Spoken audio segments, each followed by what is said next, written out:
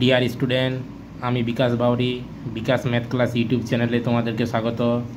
আজকের আলোচ্য বিষয় 14/9/2024 তারিখে যে কর্মসংস্থান পেপার বেরিয়েছে, সেই কর্মসংস্থান পেপারে আগের দিনে আমরা যে কোশ্চেনগুলো করেছি 85 অবধি, তারপর থেকে যে কোশ্চেনগুলো আছে 86 থেকে 100 অবধি, সেগুলো আজ আমরা করব। তো চলো আর কিছু না বলে স্টার্ট করি। আর যারা আমার এই চ্যানেলে প্রথম নতুন, তারা অবশ্যই চ্যানেলটি সাবস্ক্রাইব করে নিও। তো চলো স্টার্ট করি। 86 দাগের অঙ্কে কি আছে? একটি ত্রিভুজের বাহুগুলির অনুপাত 1/3:1/4:1/5 ও পরিসীমা 94 হলে ক্ষুদ্রতম বাহুর দৈর্ঘ্য কত? তাহলে কি দেওয়া আছে? একটা ত্রিভুজ, তার তিনটা বাহু ভগ্নাংশের আকারে অনুপাতে দেওয়া আছে এবং পরিসীমা দেওয়া আছে। তাহলে বাহুর দৈর্ঘ্য, ক্ষুদ্রতম বাহুর দৈর্ঘ্য কত? তাহলে প্রথমে আমি বাহুগুলোকে অনুপাত থেকে আমি পূর্ণ সংখ্যার অনুপাতে আমি প্রকাশ করব। তাহলে 86 কি দেওয়া আছে? বাহুগুলোর অনুপাত, বাহুগুলির অনুপাত কি দেওয়া আছে? 1/3:1/4:1/5। তাহলে এগুলোকে আমি আগে পূর্ণ সংখ্যার অনুপাতে প্রকাশ করব। তাহলে আমরা জানি ভগ্নাংশের অনুপাতে কিন্তু, যদি ভগ্নাংশের আকারে অনুপাতে থাকে, তাহলে আমি কি করি? হরগুলোকে তাদের লসাগু করি। তাহলে 3, 4 এবং 5-এর যদি আমি লসাগু করি, কত হবে? 3, 4 এবং 5-এর যদি আমি লসাগু করি, 3, 4 আর 5 সবগুলোই মৌলিক সংখ্যা পরস্পর, তাহলে তাদের আমরা গুণ করে দেবো। 3, 4 12, 5 12 60। তাহলে 60 লসাগু, সেই 60টা দিয়ে কিন্তু আমি প্রতিটা ভগ্নাংশে গুণ করব। তাহলে 1/3 গুণিত 60 ইস্টু 1/4 গুণিত 60 ইস্টু 1/5 গুণিত 60। তাহলে যদি আমি কাটাকুটি করি, তাহলে কত? 3 20 60, 4 15 60, 5 12 60।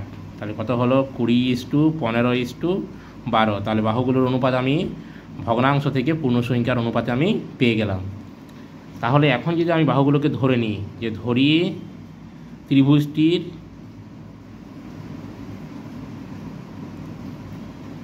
বাহুগুলি হলো, একটা 20x, 15x আর 12x, এরা অনুপাতের দ্বারা দেওয়া আছে। তাদের সাথে কোনো একটা ধ্রুবক সংখ্যা বা চলরাশি গুণ করে তাদের অনুপাতটাকে আমি তুলে নিচ্ছি। মানে যেটা আমরা লিখি যেভাবে, আমি ধরে নিচ্ছি 20x, 20টা হচ্ছে 20x, বাহুগুলি 20x, 15x, 12x। তাহলে বাহুগুলো আমি পেয়ে গেলাম, একটা 20x, একটা 15x, একটা কি 12x। এখন কি বলেছে? ওদের কি বলে দেওয়া আছে? ওদের বলে দেওয়া আছে পরিসীমা 94 সেন্টিমিটার। তাহলে আমিও ধরে নিলাম বাহুটা আমার 20x, 15x, 12x, সেই অনুযায়ী আমিও কিন্তু ত্রিভুজটির পরিসীমা বার করব। তাহলে পরিসীমা কি? পরিসীমা জানি, ত্রিভুজের পরিসীমা কি সূত্র? বাহুগুলোর যোগফল। তাহলে 20x plus 15x plus 12x সমান কত? 20 আর 15 আর 12 যদি আমি যোগ করি, তাহলে কত হবে? 20 15 35, 35 আর 12 কত? 47x। তাহলে আমার ধরে নেওয়া বাহুগুলোর থেকে যে পরিসীমা বেরোলো, সেই পরিসীমার সাথে ওদের বলে দেওয়া যে পরিসীমা, সেটা আমি সমান করব। তাহলে 47x সমানে 94। এক্স সমান কত? এক্সের সাথে 47 গুণে আছে, তাহলে 47টা যদি আমি সমানের অন্য সাইডে নিয়ে যাই, তাহলে ভাগে যাবে। তাহলে 47 2 94। তাহলে এক্সের মান কত? 2। তাহলে এক্সে এই যে আমি 20x, 15x, 12x ধরেছিলাম, সেই এক্সের মান পেলাম 2। তাহলে এখানে সবচেয়ে ছোটো যে বাহু কত? 12x। তাহলে 12-এর জায়গায় আমি 12 ইন্টু এক্স, তাহলে এক্সের জায়গায় আমি যদি 2 বসিয়ে দিই, তাহলে যেটা বেরোবে মান, সেটাই হলো ক্ষুদ্রতম বাহু। তাহলে অতএব ক্ষুদ্রতম বাহুটির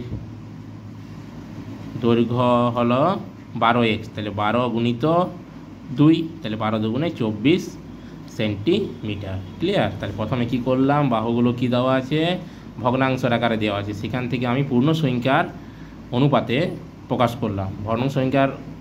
ভগ্নাংশের অনুপাতে দেওয়া আছে, পূর্ণ সংখ্যার অনুপাতে প্রকাশ করলাম। তার জন্য ভগ্নাংশের হরগুলোকে লসাগু করে, সেই লসাগু দিয়ে প্রতিটা ভগ্নাংশে গুণ করলাম। তারপরে সেগুলোকে আমি ধরে নিলাম যে 20টা 20x, 15টা 15x আর 12টা 12x।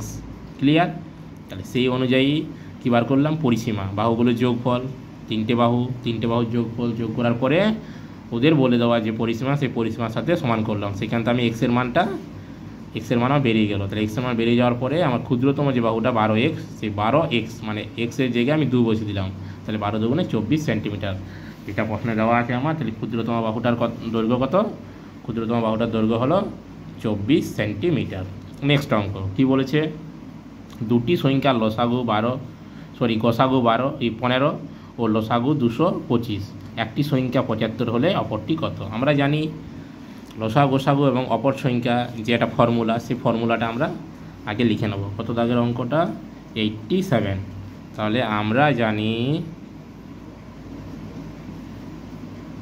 আমরা জানি দুটি সংখ্যার লসাগু গুণিত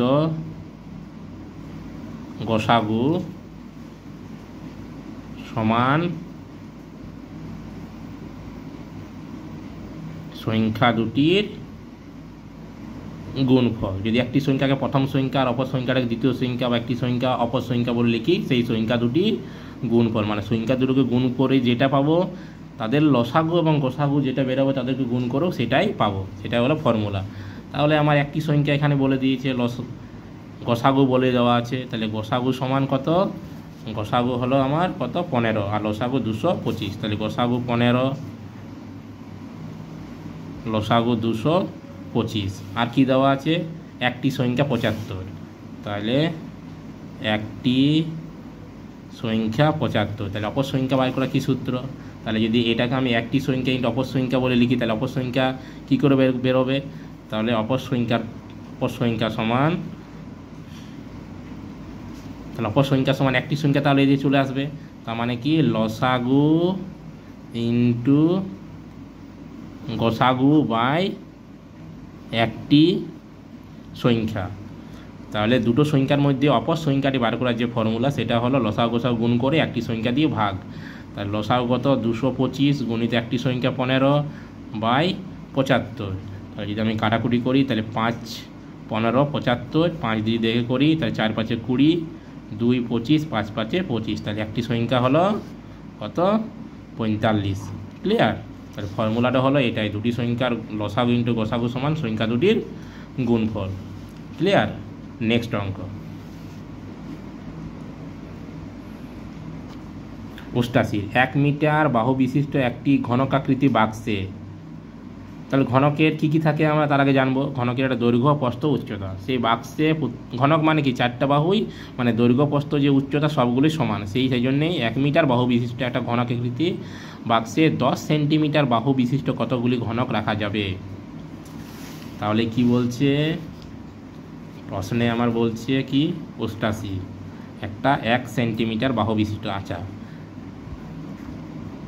ঘনক, যার দৈর্ঘ্য প্রস্থ উচ্চতা সবগুলোই সমান।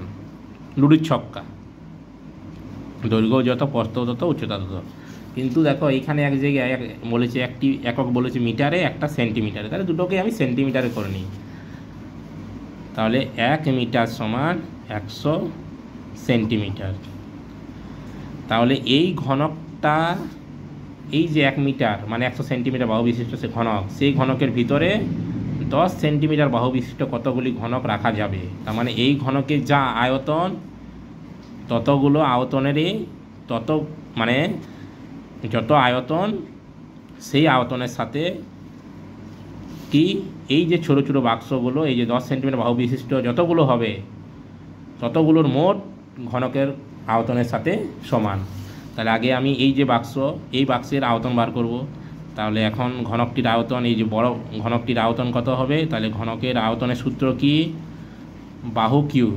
তাহলে বাহু কত? 100 সেন্টিমিটার। তাহলে 100 সেন্টিমিটারের কিউ, ঘন সেমি। ক্লিয়ার?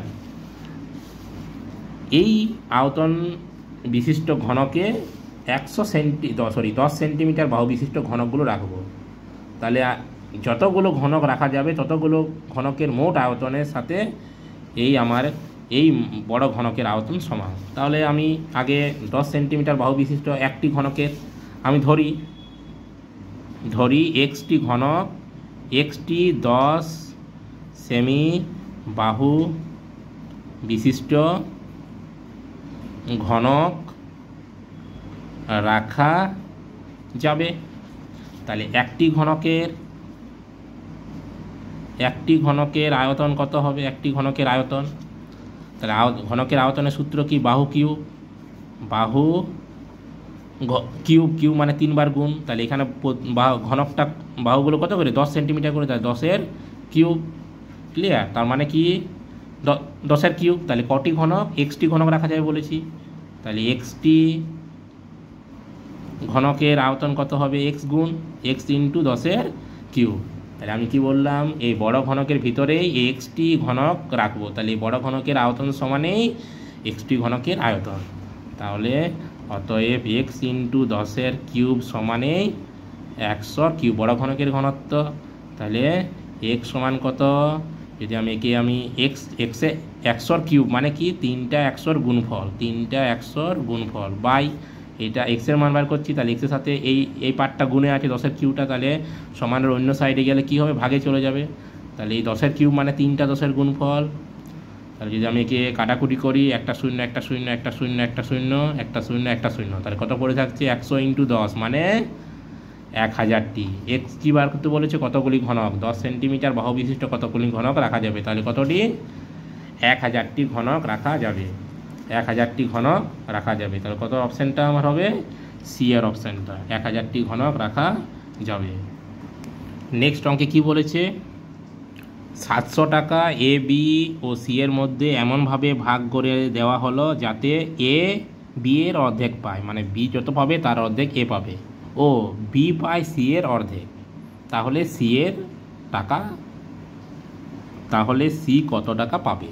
এই অঙ্কটাকে আমি ভগ্নাংশের আকারে লিখব। ভগ্নাংশের আকারে দেখো কিভাবে করতে চাইছি আমি, খুব সহজ। ভগ্নাংশের আকারে করলে তুমি খুব সহজে কিন্তু করতে পারবে। ভগ্নাংশ থেকে অনুপাত বলছি। তাহলে প্রথমে পার্টটা তো বলা আছে এ বি এর অর্ধেক পায়, এ বি এর অর্ধেক পায়। তাহলে আমি একে এ বি এর অর্ধেক, তাহলে এ বাই বি লিখব। মানে কি? এ বি এর অর্ধেক পায়, মানে বি যত পায় তার অর্ধেক এ পায়। তার মানে আমি যদি বি এর পার্টটাকে 2 ধরলি, ধরো আমি ধরে নিচ্ছি যে বি 2 টাকা পায়, তাহলে এ কত পাবে? 1 টাকা। ক্লিয়ার? আবার বলেছে বি পায় সি এর অর্ধেক, মানে বি বাই সি করবো আরেকবার। তাহলে সি যত পায় বি পায় সি এর অর্ধেক, মানে সি যদি 2 টাকা পায় তাহলে এ পাবে 1 টাকা। ক্লিয়ার? এরপর আমরা জানি ভগ্নাংশে যেহেতু 700 টাকা পয়সা, 700 টাকা আছে এবং এখানে তো বি একটাই, তাহলে বি এর যে মানটা সেটা কিন্তু একই হবে। তাহলে আমরা কি করব? ভগ্নাংশের এই বি এর যে ভ্যালু, এখানে এ বাই বি 2 আর এখানে বি বাই সি বি 1, এই দুটোকে সমান করব। তাহলে সমান কী করে করব? এর বি এর যে মানে মানটা, সে মানটা দিয়ে পুরো এই ভগ্নাংশটাকে, আর এই বি এর যে মানটা সে মানটা দিয়ে পুরো এই ভগ্নাংশটাকে। তার মানে বলতে চাইছি আমি এই দুইটা দিয়ে এই ভগ্নাংশের পুরোটাকে, আর বি এর এই মানটা দিয়ে এই ভগ্নাংশের পুরোটাকে। তাহলে 1 1-কে 1, 2 1-কে 2, 2 1-কে 2, 2 2 4। তাহলে দেখো বিটা কিন্তু আমার সমান পেয়ে গেলাম। তাহলে এখান থেকে আমি যদি A:B:C আকারে লিখি, তাহলে 1:2:4। ক্লিয়ার? 1:2:4। তাহলে আমি এখন যেটা পেলাম সেটা কিন্তু একটা ক্লিয়ার একটা অনুপাতের আকারে পেলাম। মানে 700 টাকাটা এ আর বি আর সি এর মধ্যে যেভাবে ভাগ করা হলো, সেখানে 3 জনের যে অনুপাত সেটা হলো 1:2:4। তাহলে আমি যদি এখন ধরে নিই যে এর প্রাপ্য টাকাটা হচ্ছে 1, মানে 1 × x মানে x টাকা, বি এর প্রাপ্য টাকা হচ্ছে 2x টাকা, আর সি এর প্রাপ্য টাকা হলো 4x টাকা। ক্লিয়ার? এই 3 জনের মোট টাকাই কত? আমার 700 টাকা। তাহলে অতএব x + 2x + 4x সমানেই 700। তাহলে x 2x আর 4x মানে কত? 7x সমানেই 700। x সমান কত? 700/7 মানে কত? 100। x এর মান কত পেলাম? 100। আমার কার মান বার করতে বলেছে? সি কত টাকা পায়। তাহলে সি পাবে কত? সি এর টাকা কত? 4x। তাহলে সি পাবে কত টাকা? 4x, মানে 4 × x এর মান কত? 100।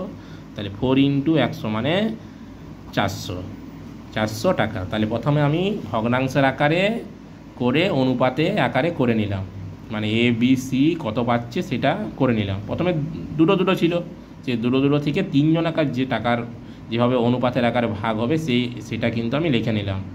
তা থেকে কিন্তু আমি যে টোটালটা বের করে সি কত পাচ্ছে সেটা বার করলাম। ক্লিয়ার?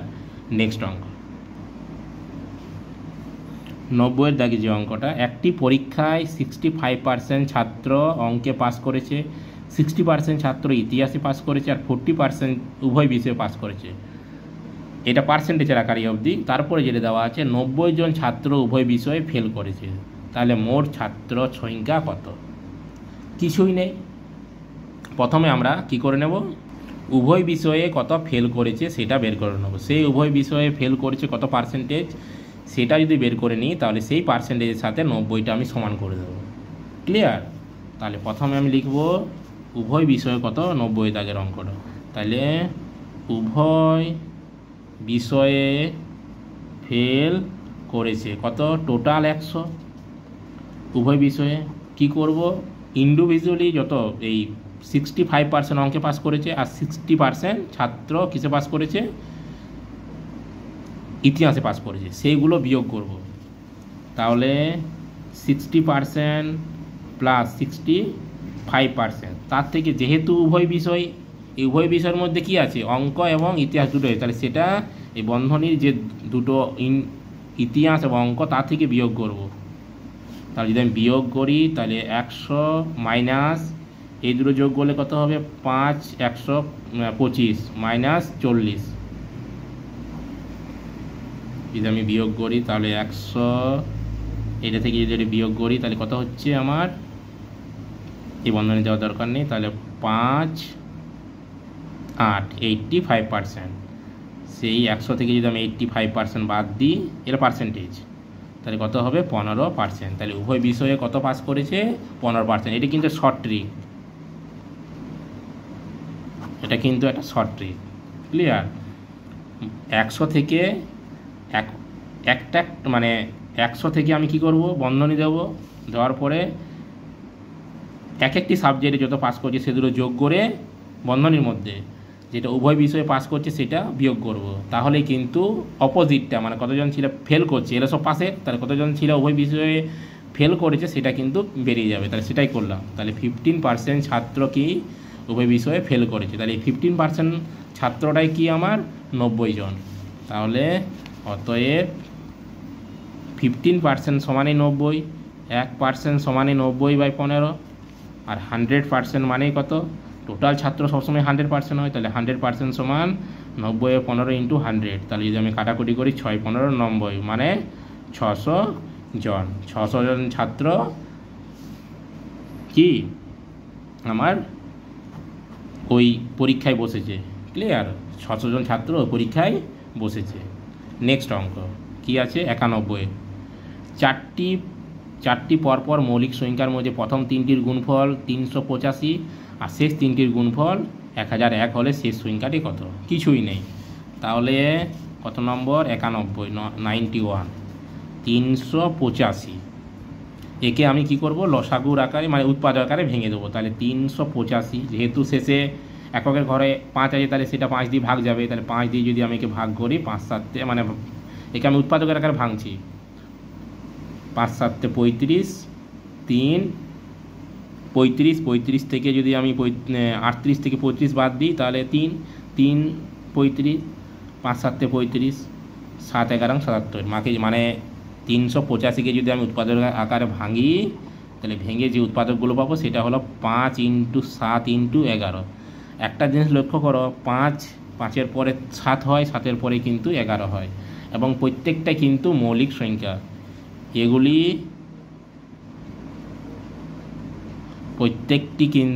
প্রত্যেকটি মৌলিক সংখ্যা, আবার পরপর আছে। 5-এর পরে মৌলিক সংখ্যাটি 7, 7-এর পরে 11 কিন্তু। ক্লিয়ার? তাহলে পরপর তিনটি মৌলিক সংখ্যার হচ্ছে, প্রথম তিনটি হচ্ছে 385। তাহলে নিশ্চয় আমরা বুঝতেই পারছি এখানে যেহেতু 3 7 5 11 গুণ করে আমার 385 হয়, এবং 4টি পরপর মৌলিক সংখ্যা বলেছে, তাহলে 3টা যদি আমি অলরেডি 5, 7, 11 পাই, তাহলে পরেরটা নিশ্চয়ই 13, 11-র পরে যে মৌলিক সংখ্যা 11 এর পরে মৌলিক সংখ্যাটি কত আমরা অবশ্যই জানি। 11-র পরে মৌলিক সংখ্যাটি কত? 11-র পরে মৌলিক সংখ্যা যেটা আছে সেটা হলো 13। তাহলে নিশ্চয়ই আমি যদি 385 সাথে 13 গুণ করি, দেখে নেব কত হচ্ছে।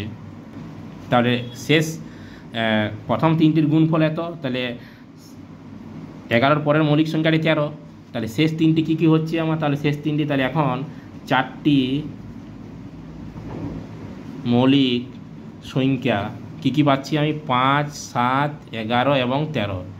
তাহলে প্রশ্নে বলেছে শেষ 4টির গুণফল, শেষ 4টির গুণফল 1001। তাহলে আমি যদি এই শেষ 3টি শেষ 4 মানে 4টির মধ্যে শেষ 3টির গুণফল, প্রথম 3টির গুণফল 385 আর শেষ 3টির গুণফল হচ্ছে 1001। তাহলে আমি এই শেষ 3টি গুণ করে দেখব। তাহলে 7, 11, 77কে 13 দিয়ে যদি আমি গুণ করি, তাহলে কত হচ্ছে সেটা দেখব।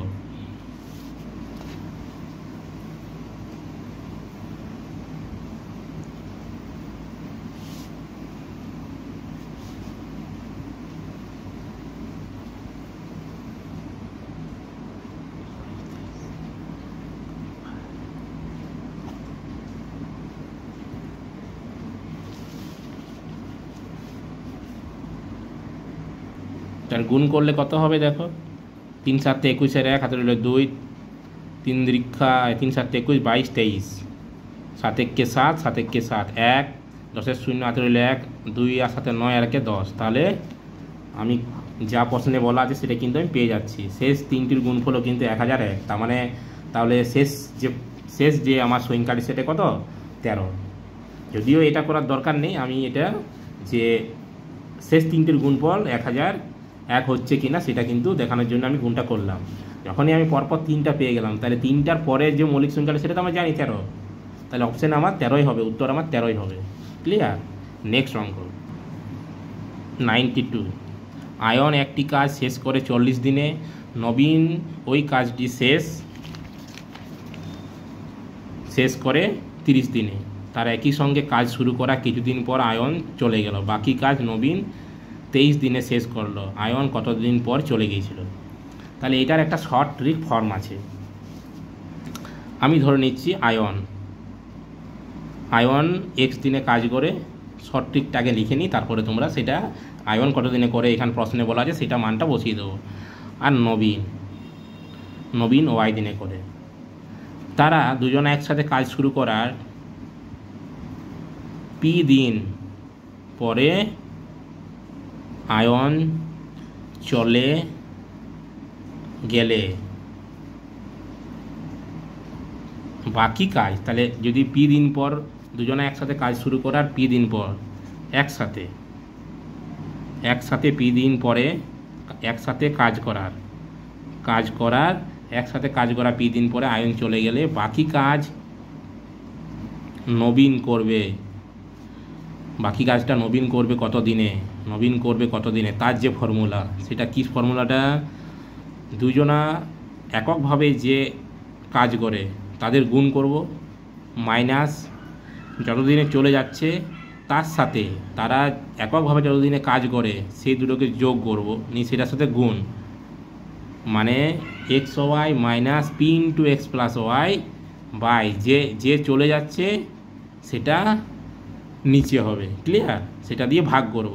তাহলেই কি না, একজন চলে যাওয়ার পরে বাকিজন যে আছে মানে নবীন, বাকি কাজটা করতে কত সময় লাগবে তার যে ফর্মুলা সেটা হলো এটা। বাকি কাজ নবীন করবে কত দিনে তার ফর্মুলা এটা। তাহলে এখানে আমার কি না, আয়ন কত দিনে করছে, এক্সটা কত 40 দিন, আর নবীন কত দিনে করছে 30 দিনে। নবীন কত করছে? নবীনটা হচ্ছে 30 দিনে। কিন্তু এখানে বলেছে যে কি খুঁজেছে, এখানে কিছুদিন কাজ করার পর আয়ন চলে গেলে বাকি কাজ নবীন 23 দিনে শেষ করবে। তাহলে আয়ন কতদিন পর চলে গিয়েছিল, মানে বাকি দিন নবীন 23 দিনে শেষ করবে। আমি এখানে প্রশ্নে যেটা ট্রিক্সটা লাগিলাম, মানে ট্রিক্সটা আমি এই যে লিখেছি সূত্রটা, সেই সূত্রে নবীন কত দিনে কাজটা শেষ করবে সেটা দেওয়া আছে, মানে এইটা সমান 23 দেওয়া আছে, কিন্তু পি দেওয়া নেই। ক্লিয়ার? পি দেওয়া নেই। তাহলে এখানে আমি পরপর মানগুলো বসিয়ে যাবো। আমি ধরে নিচ্ছি পি দিন পর চলে গেল, তাহলে এক্স ওয়াই, তার মানে X into Y minus P বার করব, 40 প্লাস 30 বাই 40, ক্লিয়ার, যে চলে যাচ্ছে তারটা সমান এই 23। এই ফর্মুলাটা হলো বাকি কাজটা আরেকজন কত দিনে শেষ করবে, তাহলে সেটাই কিন্তু দেওয়া আছে, বাকি কাজ 23 দিনে শেষ করবে। তাহলে এই ফর্মুলার সাথে ওর 23 দিনে যেটা শেষ করবে সেটা সমান করলাম। পিটা বার করতে বলেছে, তাহলে পিটা আমি ধরে নিলাম, পি কত দিনে সে চলে গেছে সেটা ধরে নিয়েছি পি, তাহলে পিটা বার করব। তাহলে যদি আমি একে সমাধান করি তাহলে 40 আর 30 গুণ করলে 1200, মাইনাস 40 আর 30 70, 70-এর সাথে পি গুণ করলে 70 পি বাই 40 সমান 23। তাহলে বা 1200 মাইনাস 70 পি সমান, যদি একে এর সাথে গুণ হয়ে যাবে তাহলে একে গুণ করি তাহলে কত হবে, 3 4 12, 2 হাতে রইল 1, 4 2 8 আর 1 9 আর এটা 0, ক্লিয়ার। তাহলে আমি জানি 1200 মাইনাস সংখ্যাগুলোকে এই ধারে আনছি, তাহলে 920 সমানে 70 পিটাকে ওই সাইডে নিয়ে যাচ্ছি, তাহলে মাইনাস ছিল ওই সাইডে গেলে প্লাস হবে। তাহলে 1200 থেকে 920, 0 8 9 কতই 12, 8 হাতে রইল 1 10 2 মানে 280 সমানে 70 পি। তাহলে পি সমান কত, 280 বাই 70, একটা শূন্য কাটা যাচ্ছে, 4 7 28, তাহলে পি সমান 4 দিন। তাহলে প্রশ্নে কি বলেছে, আমার প্রশ্নে বলেছে আয়ন কতদিন পর চলে গিয়েছিল, তাহলে আয়ন 4 দিন পর চলে গিয়েছিল, আয়ন 4 দিন পরে চলে গিয়েছিল, মানে একসাথে কাজ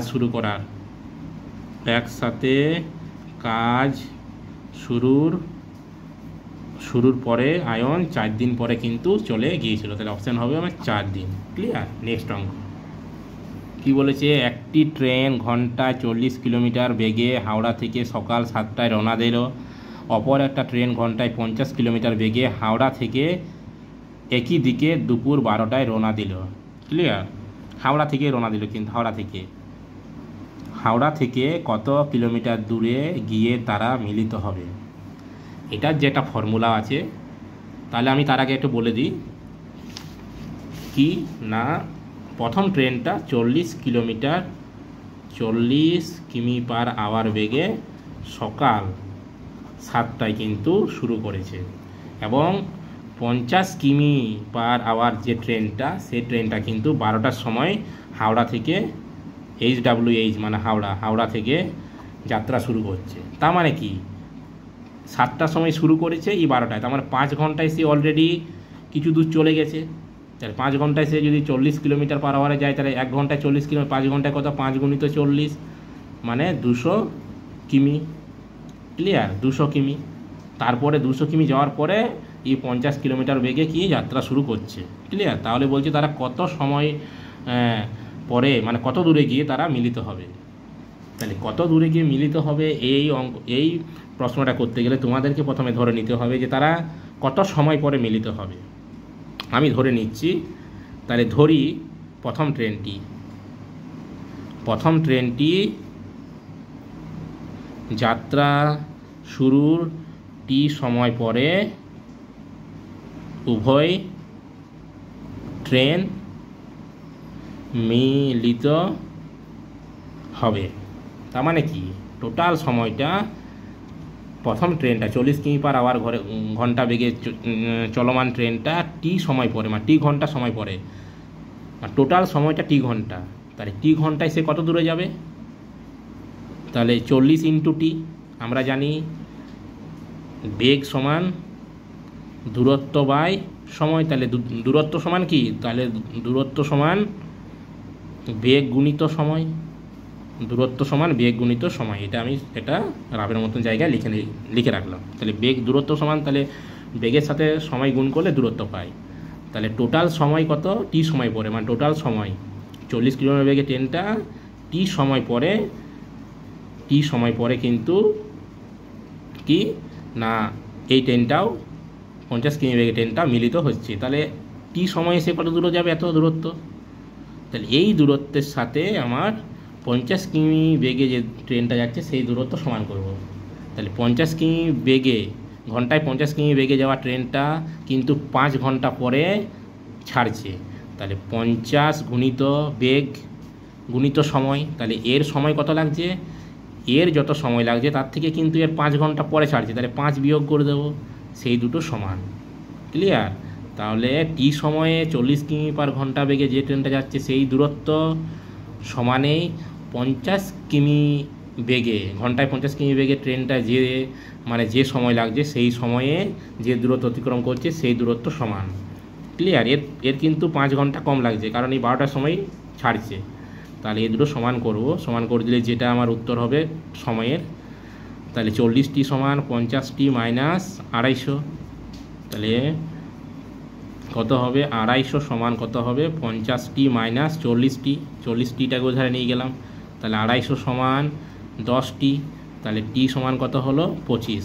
মানে প্রথম ট্রেনটি 40 কিমি পার হাওয়ার যে বেগে যাচ্ছে ট্রেনটি সেটি 25 ঘন্টা বাদ কী হবে মিলিত হবে, তারা 25 ঘন্টা বাদ মিলিত হবে। তার মানে দূরত্বটা কত, সে কত দূরত্ব গেছে, তাহলে 25 ঘন্টায় সে কত দূরত্ব গেছে, তাহলে 40 কিমি পার আওয়ার বেগে যাওয়া ট্রেনটি 50 কিমি পার আওয়ার বেগে যাওয়া ট্রেনটির সাথে 40 গুণিত 25 সমান 4 25 100, 1000 কিমি দূরত্বে মিলিত হবে। ক্লিয়ার? তোমরা জাস্ট কম্পিটিটিভ পরীক্ষাতে জাস্ট তোমরা শুধুমাত্র এই ফর্মুলাটা প্রয়োগ করবে, এই ফর্মুলাটা মানে এটা হলো একটা ট্রেনের বেগ, এটা হলো সময়, মোট সময় প্রথম ট্রেনটি যে সময়, এটা হলো অন্য একটা ট্রেনের বেগ টি মাইনাস এখানে পি লিখে দিলাম, পি মানে দ্বিতীয় ট্রেনটা নিশ্চয় কোনো একটা সময় পরে ছাড়ছে, তাহলে সেই সময়টা বিয়োগ করে দেবো। ক্লিয়ার? কত সময়, তাদের ডিফারেন্সটা কত সময় পরে তারা ছাড়ছে সেই সময়টা হলো এই সময়টা। ক্লিয়ার? তাহলে এক্স টি সমান Y into T minus P, এই ফর্মুলা প্রয়োগ করে তোমরা করবে, তাহলে কিন্তু কম সময়ে কিন্তু অঙ্কটা সলভ করতে পারবে। ক্লিয়ার? নেক্সট অঙ্ক কী আছে? নেক্সট অঙ্কে দুটি সমান পরিমাণ টাকা যথাক্রমে বার্ষিক 7% ও 5% সুদের হারে যথাক্রমে 7 বছর ও 5 বছরের জন্য ব্যাংকে জমা আছে। যদি উভয়ের সুদের পার্থক্য 120 টাকা হয় তাহলে আসল কত? ক্লিয়ার?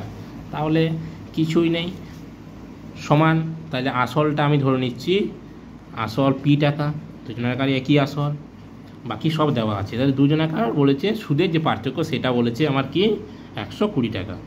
তাহলে কি করব, তাহলে প্রথম দুটি বার্ষিক টাকা, একটা 7 বছর একটা 5 বছর, তাহলে 7 বছরে বছরটা 7 ইয়ার আর সুদের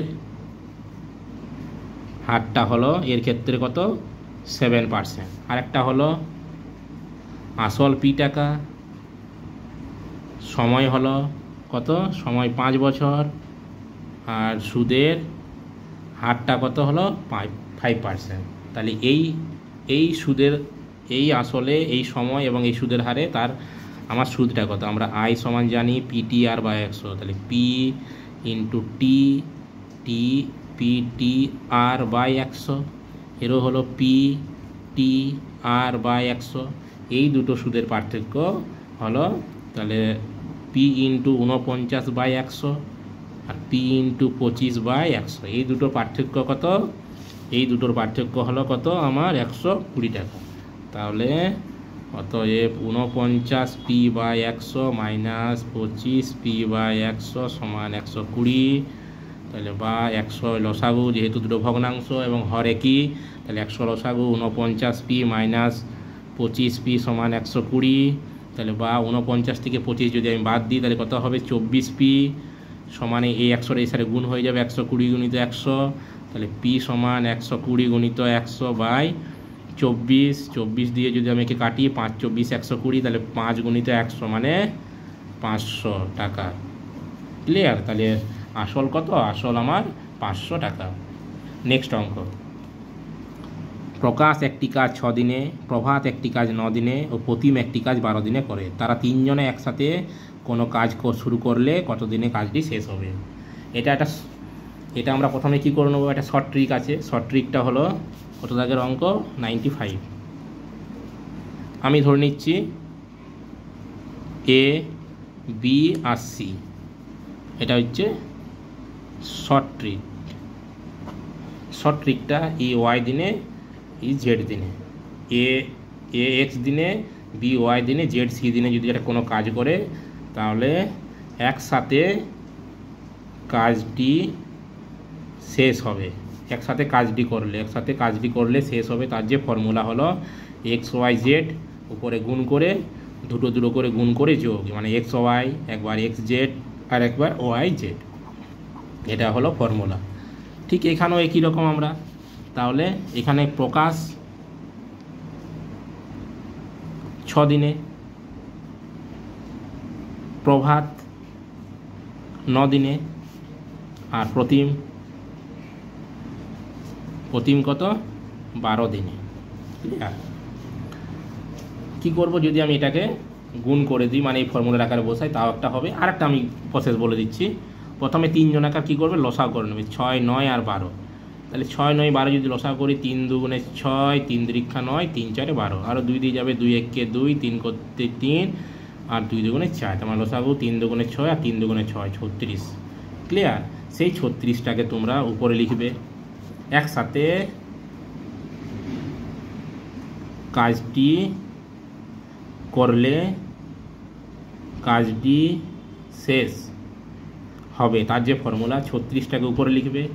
সেই 36টাকে একবার 6 দিয়ে ভাগ করবো, মানে 36/6 প্লাস 36/9 প্লাস 36/12। এটা হলো 3 জন একসাথে যদি কাজ করে তাহলে কত দিনে কাজটি শেষ হবে তার ফর্মুলা। এটা একটা ফর্মুলা, তোমরা এইভাবে দ্রুত গুণ করে যা আছে সেভাবে বসাতে পারো, বা 3 জনাকে লসাগু করবে, লসাগু করার পরে যে লসাগু হবে সেটা উপরে লিখবে, আর নিচে কি লিখবে বাই দিয়ে, সেই লসাগুটাকে প্রত্যেকটি যে মানে প্রত্যেকজন কত দিনে করে করছে সেটা দিয়ে ভাগ করে যেটা হবে সেটাও অ্যান্সার হবে। সেটা করলেও কিন্তু ইজি হবে। তাহলে 36/6 36, 6, 4 নাম 36, 4, 3 12 36, তাহলে কত হচ্ছে 36/4, 4 6 10 আর 3 13, তাহলে 36/13 মানে 13 দুগুণে 26, 10/13 এত দিনে। ক্লিয়ার? এত দিনে। তাহলে দুটো ফর্মুলা আমি কিন্তু লিখে দিলাম। আমি বলবো এটাই করবে, ইজি। ক্লিয়ার? নেক্সট অঙ্ক কী বলেছে, কোনো ব্যক্তি তার নিজস্ব গতিবেগে 3/5 অংশ বেগে গেলে 20 মিনিট দেরিতে পৌঁছায়, মানে বেশি লাগে। তাহলে ওই ব্যক্তি সঠিক সময় কত, মানে কত মিনিট সঠিক কত সময়ে সে পৌঁছানো উচিত। তাহলে আমি ধরে নিচ্ছি দূরত্বটা নিশ্চয়ই কোনো একটা দূরত্ব যায়, দূরত্বটা x কিমি, আর কোনো একটা নির্দিষ্ট বেগ আছে, তাহলে বেগটা ওয়ার, অ্যাকচুয়াল বেগটা হচ্ছে y কিমি পার ঘন্টা। তাহলে যে সময় লাগা উচিত, তাহলে যে সময় অ্যাকচুয়াল যে সময় সঠিক যে সময় লাগানো উচিত সেই সময়টা, তাহলে আমরা জানি দূরত্ব বাই গতিবেগ। তাহলে সঠিক সময় লাগার সময়টা হলো, সঠিক সময় লাগার যদি এই বেগে এই দূরত্ব এই বেগে যায় তার নির্দিষ্ট বেগ, তাহলে হলো x/y। সে যাচ্ছে কত, কোন বেগে যাচ্ছে, 3/5 অংশ বেগে, তাহলে গতিবেগে 3/5 অংশ। তাহলে যদি সে 3/5 অংশ বেগের, তাহলে বেগের 3/5 অংশ মানে বেগটা আমার অ্যাকচুয়াল বেগ y, তার 3/5 মানে কত 3y/5 কিমি ঘন্টা। এই বেগে গেলে তার কত সময় লাগবে, তাহলে আমার দূরত্ব তো সেই এক্সে আছে এই বেগে, তাহলে 3x/5। তাহলে এখন সময় লাগছে এই সময়টা লাগলে তাহলে এই সময়ে যদি যাই তাহলে সেই সময়টা কত 20 মিনিট বেশি, তার মানে এই বেশি। তাহলে কোন সময় থেকে আমি নির্দিষ্ট যে আমার বেগ নিজস্ব যে বেগ সেই বেগের থেকে যদি এই সময়ে যাই, সেই বেগের থেকে যদি এই বেগে যাই তাহলে কিন্তু আমার 20 মিনিট বেশি সময় লাগে। তাহলে এই সময়টা 20 মিনিট বেশি, তার মানে এটা আমার 3y, x/3y/5 মাইনাস x/y সমানে 20। তাহলে এটাকে যদি আমি লসাগু করি, ওয়াইটাকে 5 উপরে চলে যাবে, তাহলে 5x - 3y/x - y সমান 20। তাহলে লসাগু যদি করি তাহলে 3y লসাগু, তাহলে এটা 5xই হবে, এটা হবে 3x সমান 20। তাহলে 5x থেকে 3x মানে 2x/3x সমান 20।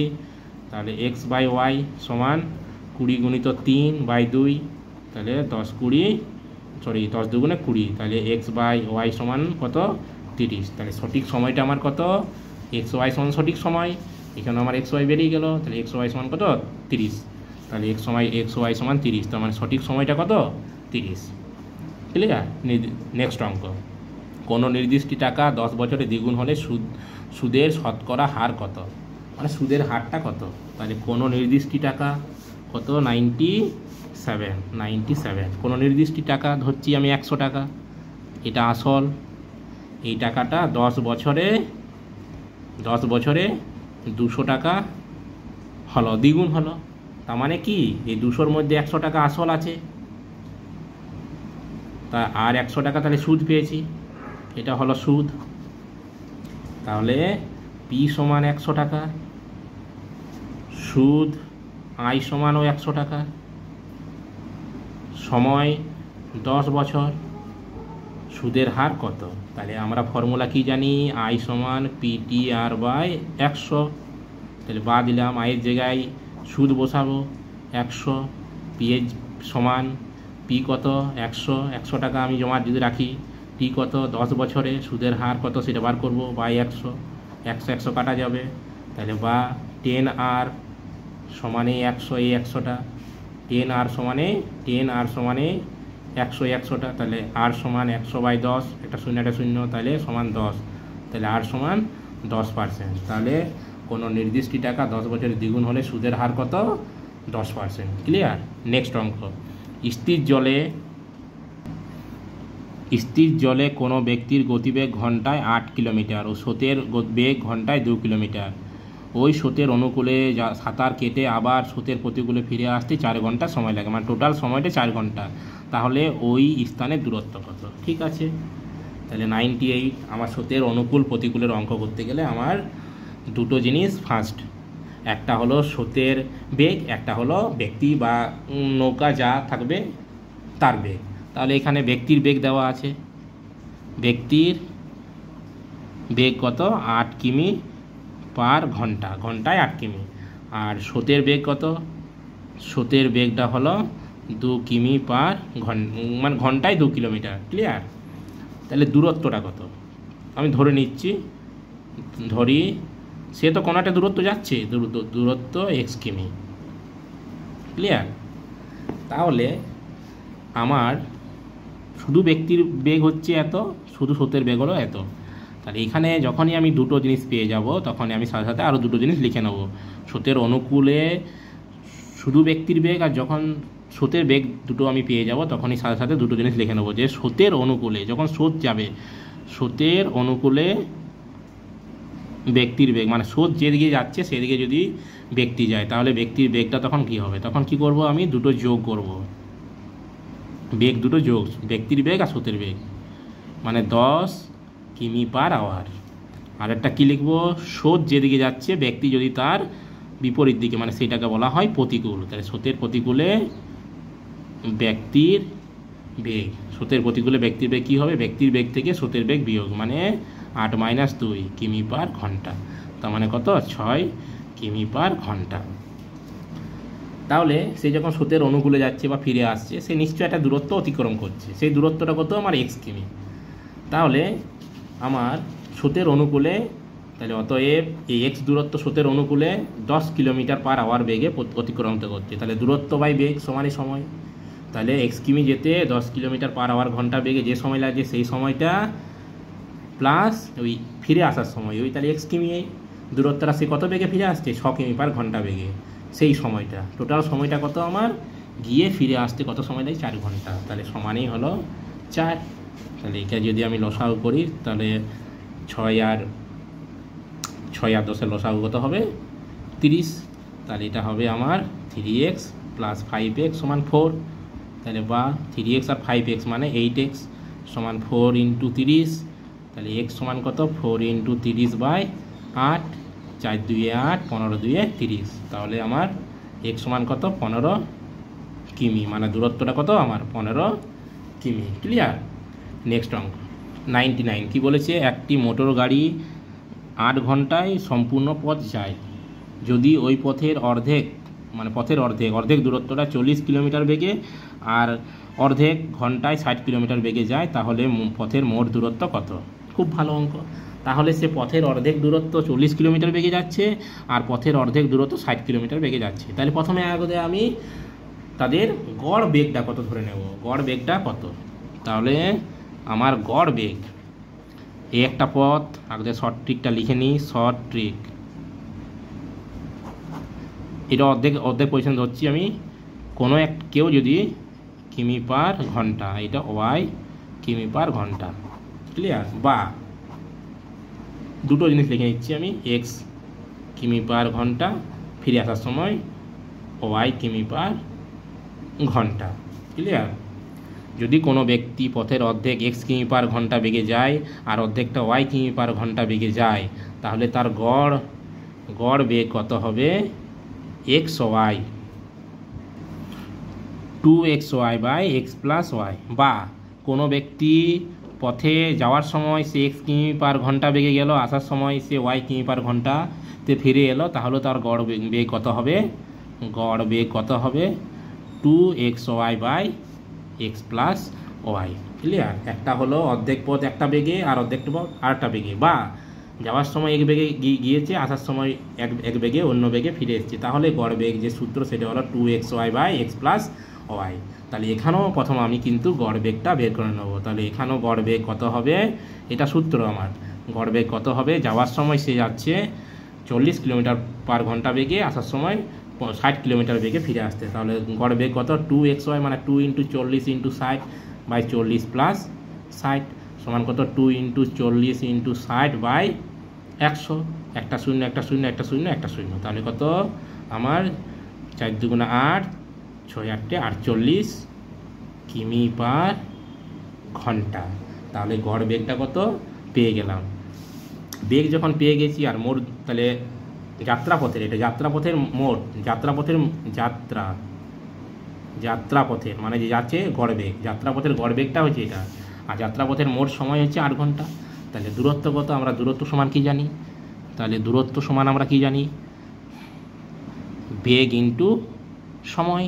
তাহলে বেগ হচ্ছে 48 কিমি পার ঘন্টা, সময় হলো 8 ঘন্টা, 8 × 8 = 64, 4 হাতে রইলে 6, 4 × 8 = 32, 32 আর 6 কত হয়, 32 আর 6 হয় 38, তাহলে 384 কিমি, ক্লিয়ার, 384 কিমি। তাহলে এই ধরনের অঙ্ক প্রথমে কি তোমাকে গড় বেগটা বের করে নিতে, সেই গড় বেগ মানে যাত্রাপথে পুরো পথটার, পুরো যাত্রাপথের মোট যে বেগ সেটা বের করে নেবো, সেই মোট বেগের সাথে মানে গড় বেগটা বের করে, সেই গড় বেগের সাথে মোট সময়টা যদি বের গুণ করে দিই, তাহলে কিন্তু আমি যাত্রাপথের মোট দূরত্ব পেয়ে যাব, যাত্রাপথের যে দূরত্ব সেই দূরত্বটা আমি পেয়ে যাব। নেক্সট অঙ্ক 100 দাগে যে অঙ্কটা, এক দোকানদার 70 কিলোগ্রাম আলু কেনেন 420 টাকায়, তিনি তা প্রতি কিলোগ্রাম 6.50 টাকায় বিক্রি করলে শতকরা লাভ কত। তাহলে এখানে প্রতি কিলোগ্রাম বিক্রি করার সময় প্রতি কিলোগ্রামের দাম দেওয়া আছে, তাহলে এখানে আমি কেনার সময় প্রতি কিলোগ্রাম দামটা বের করে নেব। তাহলে সে কি 70 কিলো 420 টাকায় কেনে, তাহলে 1 কিলোর দামটা কত, 420 বাই 70 টাকায় কেনে, মানে কত 6, তাহলে 6 টাকা কেনে, মানে ক্রয় মূল্য 6 টাকা, ক্রয় মূল্য 6 টাকা। আর বিক্রয় মূল্য কত, প্রতি কেজি বিক্রয় মূল্য কত 6.5 টাকা। তাহলে 1 কেজির দাম হচ্ছে 6 টাকা কেনার সময়, আর বিক্রি করার সময় 6.5। তাহলে সেখান থেকে আমি লাভ বার করব। তাহলে লাভ সমান কত, তাহলে 6 টাকায় কিনে সে প্রতি কিলো 6.5 সাড়ে 6 টাকায় বিক্রি করছে 1 কিলো, তাহলে তো লাভ কত 6.5 - 6 মানে 0.5 টাকা। তাই লাভের শতকরা সূত্র কি, তাহলে লাভের শতকরা সূত্র কি, লাভ মানে 0.5 বাই ক্রয় মূল্য মানে 6 টাকা গুণিত 100, দশমিক তুলে দিলে নিচে 1, দশমিকের জন্য নিচে 1 আর দশমিক পরে একটি সংখ্যা, তাহলে একটি 0 10, একটি 0 একটা 0 কাটা গেল। তাহলে যদি আমি কাটাকুটি করি তাহলে কত হবে 5 × 2 = 10, 3 × 2 = 6, 2 দিয়ে কাটা করলাম, তার উপরে 5 × 5 = 25/3, তাহলে 25/3 মানে কত হয় 3 × 8 = 24 আর 1/3, তাহলে 8 পূর্ণ 1/3%। তাহলে শতকরা লাভ কত 8 পূর্ণ 1/3%। প্রথমে কি করলাম, প্রতি কিলো যে আলু সে দামটা বের করে নিলাম, মানে 1 কিলো আলুর দাম 6 টাকা, আর 1 কিলো আলুর বিক্রয় মূল্য ছিল যা ছিল তাহলে সেখান থেকে আমি লাভ বার করলাম, কারণ দুটোকে একই রাশিতে প্রকাশ করতে 1 কিলো 1 কিলো, তাহলে 1 কিলো ক্রয় মূল্য 1 কিলো বিক্রয় মূল্য, তাহলে সেখান থেকে লাভ বার করলাম, বিক্রয় মূল্য মাইনাস ক্রয় মূল্য, তাহলে লাভের শতকরা সূত্র লাভ বাই ক্রয় মূল্য গুণিত 100। ক্লিয়ার? তাহলে এখানে আমার যতগুলো অঙ্ক ছিল আগের দিনে যে 15টা করেছি, আজ 15টা। ক্লিয়ার? কোনো অসুবিধা থাকলে তোমরা অবশ্যই কমেন্ট সেকশনে জানাও। আজই অবধি, নেক্সট পত্রিকা যেমন বেরোবে আমরা সেগুলো করে দেখব। থ্যাংক ইউ, ধন্যবাদ। যারা আমার চ্যানেলে বারবার বলছি প্রথম, তারা অবশ্যই চ্যানেলটি সাবস্ক্রাইব করে নেবে এবং ভালো লাগলে অবশ্যই লাইক শেয়ার। থ্যাংক ইউ, ধন্যবাদ।